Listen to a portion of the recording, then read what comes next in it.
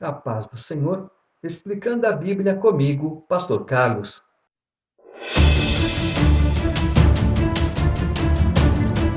Apocalipse capítulo 13. Vi emergir do mar uma besta que tinha 10 chifres e 7 cabeças, e sobre os 10 chifres 10 diademas, e sobre as cabeças nomes de blasfêmia. A besta que vi era semelhante a leopardo, com pés como de urso e boca como de leão. E deu-lhe o dragão o seu poder, o seu trono e grande autoridade. Então vi uma de suas cabeças como golpeada de morte, mas essa ferida mortal foi curada, e toda a terra se maravilhou, seguindo a besta. E adoraram o dragão, porque deu a sua autoridade à besta. Também adoraram a besta, dizendo: Quem é semelhante à besta? Quem pode pelejar contra ela? Foi-lhe dada uma boca que proferia arrogâncias e blasfêmias, e autoridade para agir 42 meses. E abriu a boca em blasfêmias contra Deus, para lhe difamar o nome e difamar o tabernáculo, a saber, os que habitam no céu. Foi-lhe dado também que pelejasse contra os santos e os vencesse. Deu-se-lhe ainda autoridade sobre cada tribo, povo, língua e nação. E adorá-la-ão todos os que habitam sobre a terra, aqueles cujos nomes não foram escritos no livro da vida do Cordeiro, que foi morto desde a fundação do mundo. Se alguém tem ouvidos, ouça. Se alguém leva para cativeiro vai. Se alguém matar a espada, necessária que seja morto a espada. Aqui está a perseverança e a fidelidade dos santos. Vimos no vídeo anterior o dragão perseguindo a mulher, uma mulher grávida. Essa mulher grávida é Israel, porque ela espera a vinda de Jesus. Aquele Jesus que veio para Israel não é o Messias que eles esperavam. Eles esperam o Messias com uma espada na mão. Jesus veio com passividade para ensinar. E eles não aceitaram, então, além da mentira que prevalece até hoje, de que os discípulos roubaram o corpo de Jesus. Por esses dois motivos, eles não creem em Jesus. Então, essa mulher, ela está grávida de um bebê, que seria Jesus. E a besta faz o quê? Luta contra Israel e quer anular, ela quer matar também essa criança. E o que ela faz? Os povos árabes em volta de Israel são inimigos, são descendentes de Ismael, por isso são inimigos de Israel, e ele joga mentiras em cima de mentiras, blasfêmias em cima de blasfêmias contra Jesus, desacreditando Jesus. Por isso que muitas pessoas, a humanidade, não acredita em Jesus, por causa das mentiras. Uma mentira falada muitas vezes, ela acaba se tornando verdade. Não deixa de ser mentira, mas ela é acreditada como se fosse verdade. E ele fala da besta que emerge do mar. Mar não é água, é o mar de pessoas, de algum meio, de alguma nação. Essa besta, então, ela sairá. Ela tem poder agora do anticristo, do dragão, ela tem poder dele, tem autoridade. Para quê? Para fazer as maldades dela, blasfemar, blasfema contra Deus, blasfema contra o reino de Deus, blasfema contra os anjos de Deus. Se nós formos ver, fizeram um filme ali dizendo de Miguel, a pessoa que interpretou fumava, falava bobagens. Que isso? Deturpando a imagem de Miguel. Não, não, não, de modo nenhum. Temos que ver as coisas, temos que ouvir as coisas e saber, é de Deus? É. Então temos que ter reverência e respeito. Não é para falar qualquer coisa, não. E aqui, todo mundo, ela vai fazer, acontecerá algo tão extraordinário com ela, que ela receberá uma ferida muito grande na cabeça. Todo mundo fala, morreu, mas ela não morre, ela continua viva, ela ressuscita de uma certa forma. Então, as pessoas, ela é poderosa, é não sei o quê. Por que Jesus fazia muitos milagres? Para mostrar que ele era Jesus, que ele era o Filho de Deus, que ele tinha autoridade, que ele tinha o poder, um monte de coisa.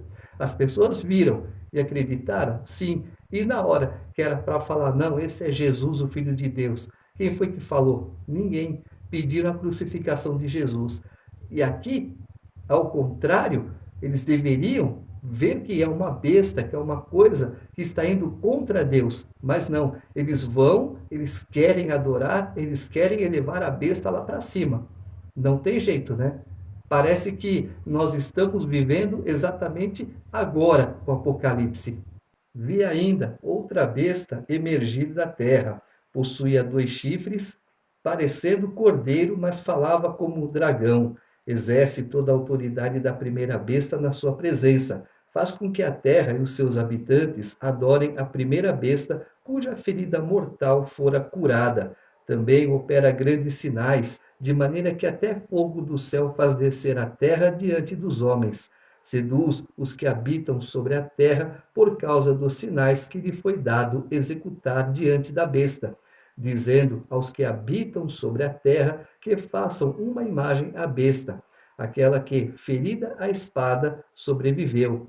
E lhe foi dado comunicar fôlego à imagem da besta, para que não só a imagem falasse, como ainda fizesse morrer quantos não adorassem a imagem da besta. A todos, os pequenos e os grandes, os ricos e os pobres, os livres e os escravos, faz que lhes seja dada certa marca sobre a mão direita ou sobre a fronte, para que ninguém possa comprar ou vender, senão aquele que tem a marca, o nome da besta ou o número do seu nome. Aqui está a sabedoria. Aquele que tem entendimento, calcule o número da besta, pois é número de homem. Ora, esse número é 666. Essa segunda besta, ela emerge da terra, não de dentro da terra, mas de um lugar qualquer, uma cidade, com certeza uma cidade. Mas que cidade? Não foi dado o nome, porque assim como Jesus nasceu em Belém, é cidade santa, as pessoas vão falar, ah, a besta nasceu daquela cidade, veio daquela cidade é maldita. Então, deixa quieto, não vamos colocar o nome da cidade. E essa besta também tem autoridade para fazer as suas maldades, assim como a primeira. Autoridade para fazer as suas maldades por 42 meses, ou 1260 dias, que é a metade do que já vimos das 7 semanas de Daniel. E ela, essa segunda besta, o que ela faz? Faz descer fogo do céu. Ela engana as pessoas, porque eu já disse, Deus ele faz os milagres dele. O inimigo, ele também faz os milagres dele, só que é o contrário. Para quê? Porque ele age de engano. Então, ele não é perfeito. Como ele está dizendo que ele tem uma aparência de cordeiro, mas fala como dragão. Por isso, o trabalhar do inimigo não é perfeito. Deus trabalha perfeitamente. Deus fala, age e pronto. É perfeito. Você sabe que é Deus. E o inimigo? Ah, mas foi tão bem feito. Não, tem uma falha. Por isso, ficar de olho na falha do inimigo. Ele tem vestimenta de cordeiro, mas a fala dele é de dragão. Então, observe que Deus não fala como um dragão. Nós vamos ver lá na frente que a voz de Deus é de muitas águas. Ele fala como um trovão. E também ele fala da marca da besta. Onde foi colocada? Na testa, na fronte, na mão direita. Em outro lugar, já foi testado, não funciona. Por quê? Deus já sabia, Deus sabe das coisas. Se ele está colocando por escrito, é porque vai acontecer. Nós não sabemos quando e nem com quem, mas Deus sabe quando, com quem e um monte de coisa a mais. E ele fala também no número do homem, para você calcular. O novo RG, ele não terá o número do RG, ele terá o número do CPF. E como que é? São 3 números, mais 3 números, mais 3 números e o dígito. Então, 2 vezes 3, 6, 2 vezes 3, 6, 2 vezes 3, 6. Pode ser o número da besta. Capítulo 14. Olhei, e eis o cordeiro em pé sobre o monte Sião, e com ele 144.000, tendo na fronte escrito o seu nome e o nome de seu pai. Ouvi uma voz do céu como voz de muitas águas, como voz de grande trovão. Também a voz que ouvi era como de arpistas quando tangem a sua harpa. Entoavam um novo cântico diante do trono, diante dos 4 seres viventes e dos anciãos. E ninguém pôde aprender o cântico senão os 144.000 que foram comprados da terra. São estes os que não se macularam com mulheres, porque são castos. São eles os seguidores do Cordeiro por onde quer que vá. São os que foram redimidos dentre os homens, primícias para Deus e para o Cordeiro, e não se achou mentira na sua boca. Não tem mácula.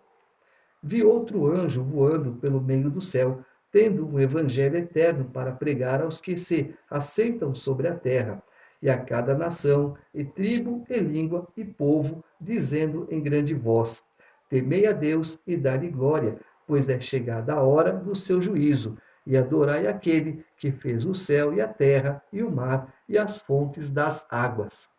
No livro de Jó, capítulo 37, está escrito: Com a sua voz Deus troveja poderosamente. Então, o trovão é uma voz forte, é uma voz autoritária, é uma voz que comanda e tudo obedece. E ele fala do novo cântico que os 144.000 aprenderam. Só eles aprenderam, porque não há mácula nele, não se contaminaram com mulheres, ou seja, essas mulheres representam as paixões mundanas, não se contaminaram com as coisas do mundo. Então não há máculas neles. E também a boca deles nunca proferiu mentira, então somente a verdade. Por isso eles não têm máculas. E a primeira voz que aparece, o anjo, voando sobre a terra, falando da salvação, dizendo para que línguas, povos, raças, nações se convertam e voltem para o primeiro amor, para aquele que tudo criou, os céus, a terra, o universo e tudo o que neles há. Seguiu-se outro anjo, o segundo, dizendo: Caiu a grande Babilônia, que tem dado a beber a todas as nações do vinho da fúria da sua prostituição. Prostituição nem sempre é você se relacionar com uma mulher da vida ou de vida fácil. Prostituição é você, casado com uma pessoa, se relacionar com outra. Ah, sim, isso é um adultério. Mas se você cometer esse adultério 2, 3 vezes, ou seja, 3 vezes, você já está em ato de prostituição. Por isso que eu sempre falo, o adultério, existiu, então perdoa a primeira, perdoa a segunda. A terceira vez, não há mais caso de perdão, porque já virou prostituição. Prostituição também é quando nós estamos adorando a Deus e deixamos, às vezes, de adorar a Deus para adorarmos outras coisas. Então, eu estou traindo Deus, eu estou me prostituindo com outras coisas. Isso é que ele está dizendo. Eu estou deixando de adorar a Deus, eu estou deixando o meu marido de lado para que adorar as coisas mundanas. Então, eu estou me prostituindo com as coisas mundanas. Quem é essa Babilônia? Babilônia de Nabucodonosor já foi destruída há tempo. Mas quem é essa Babilônia agora que está sobre nações, dando o vinho da fúria da sua prostituição? Quando todos sabem o que é certo, mas ensinam o que é errado. Como Jesus disse para os fariseus: Escribas e fariseus hipócritas, vocês não entram no reino de Deus e não deixam os filhos de Deus também entrarem no reino, porque ensinam o que é errado, sabem o que é certo, mas ensinam o que é errado.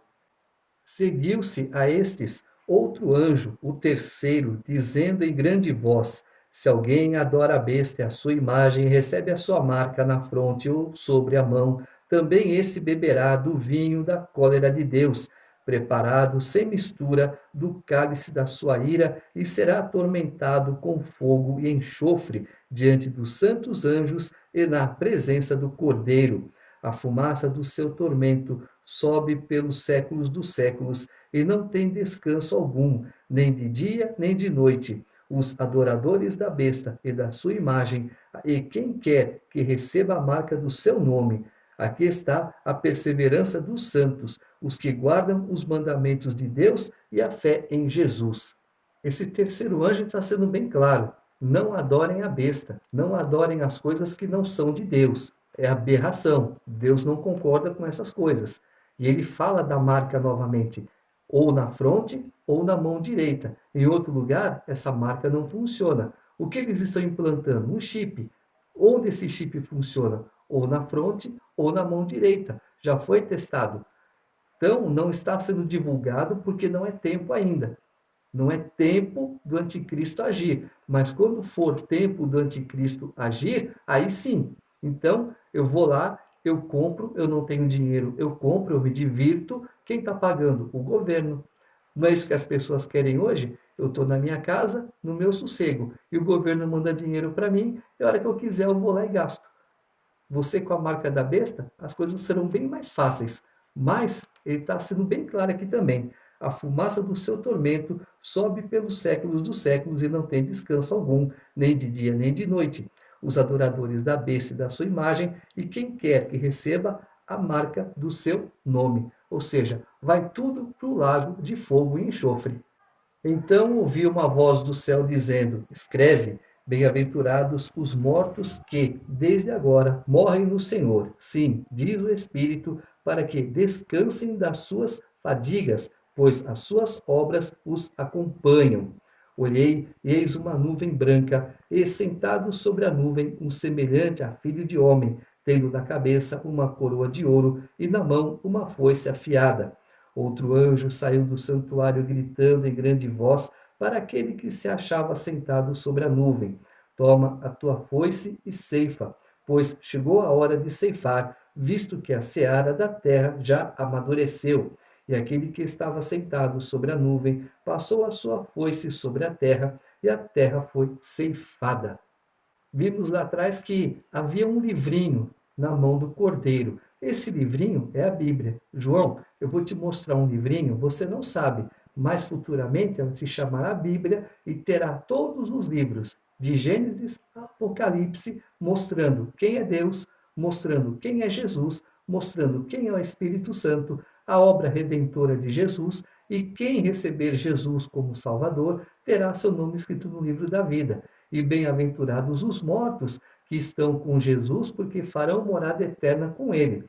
E agora, esse povo que você está vendo pode passar a foice, pode ceifar, porque eles já estão preparados.